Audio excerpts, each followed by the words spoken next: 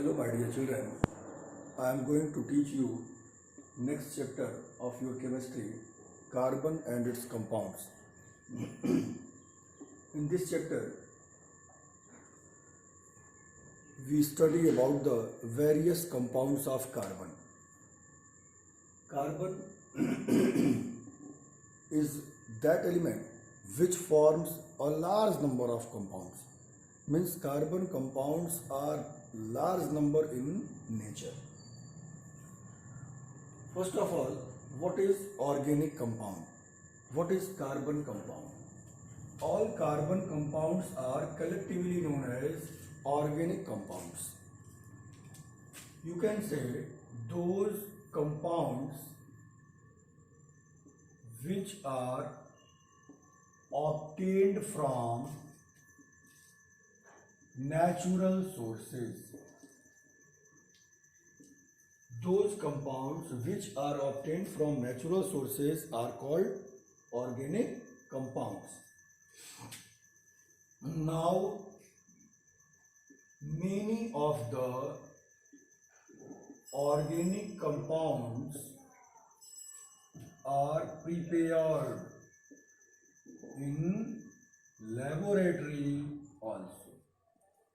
Nowadays, we can prepare a large number of organic compounds in laboratory.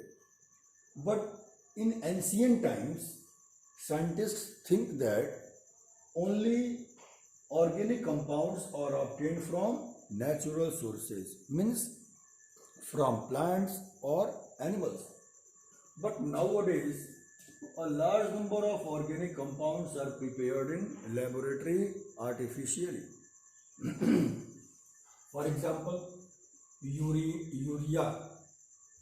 Urea is obtained from urine. Sugar, or you can say sucrose, obtained from sugarcane, and so on.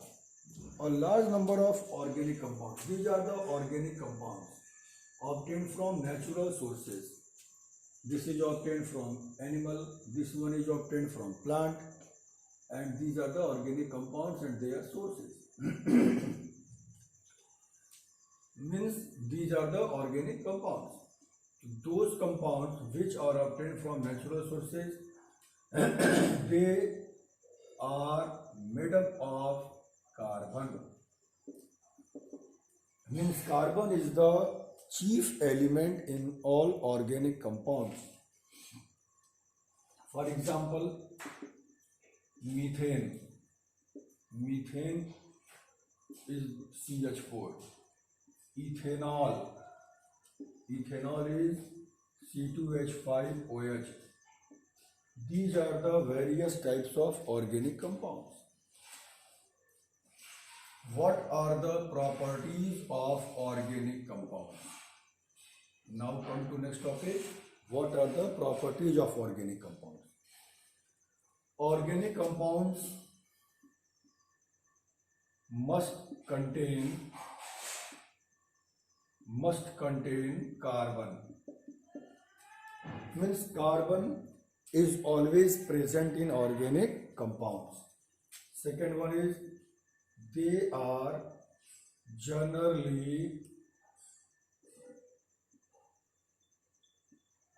insoluble in water. Most of the organic compounds are insoluble in water, but some are soluble also. They are generally insoluble in water, but soluble in organic solvents.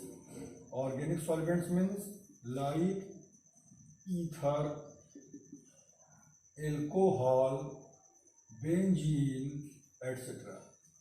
Most of the organic compounds are insoluble in water. They are not soluble in water, but they are soluble in organic solvents like ether, alcohol, benzene, etc.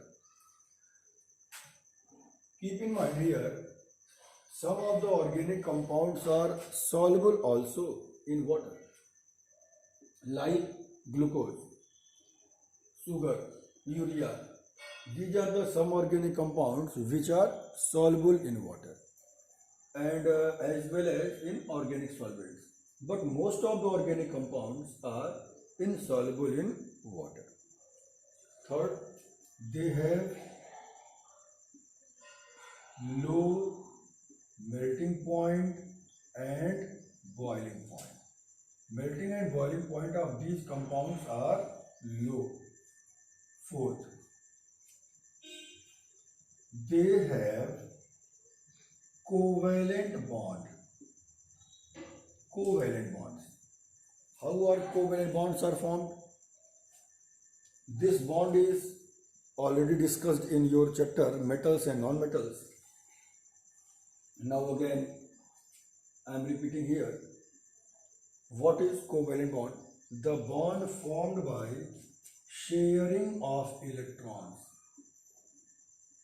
Those bonds which are formed by sharing of electrons means when two elements share their electrons, they form covalent bond.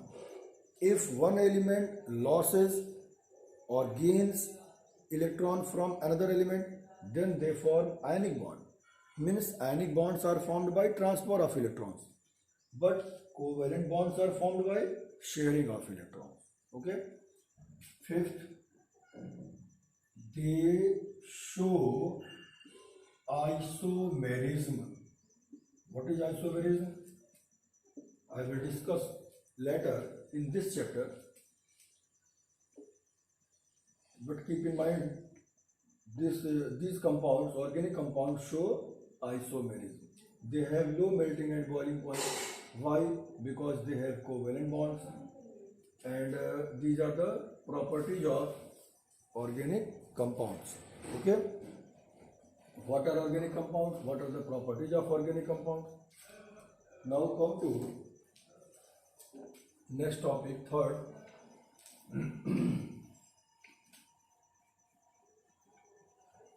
My third topic is tetravalency of carbon.